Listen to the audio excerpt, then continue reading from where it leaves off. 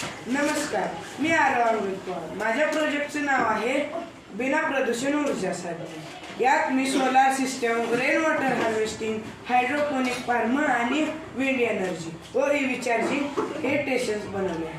हे बघा, आता ती ऊर्जा ह्या सौर ऊर्जा प्लेटवर पडत आहे. ही सौर ऊर्जा प्लेट ही ऊर्जा क्रिएट करून ह्या बॅटरीत भरत आहे. यालाच आपण बॅटरी बॅकअप म्हणतो. आता ह्या घरावर पाणी पडतंय समजा, मग हे ह्या पाईपात जाऊन ह्या पाईपाद्वारे ह्या ड्रम मध्ये भरते. मग हा ड्रम आपण इथे चालू करून दाखवूया.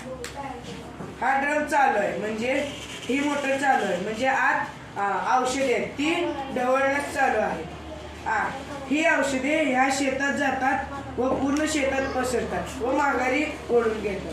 हायड्रोपोनिक फार्म म्हणजेच, आता बघा, आपल्याला थोड्या दिवसात शेती घेणं परवडणार नाही, कारण साऱ्या जमिनीवर घरेच बांधत आहात आपण.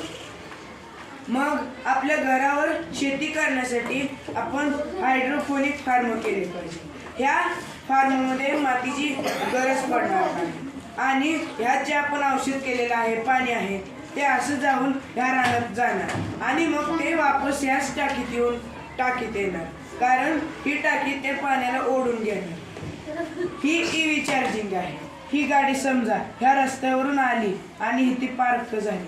मग हे बघा, कोणी ईव्ही गाडी घेतली समजा, तर तो येतो घरी, पार्किंगला लावतो आणि गाडी चार्ज लावायलाच विसरतो.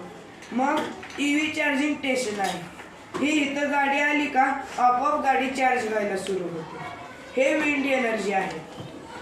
मी तुम्हाला चालू करून दाखवतो.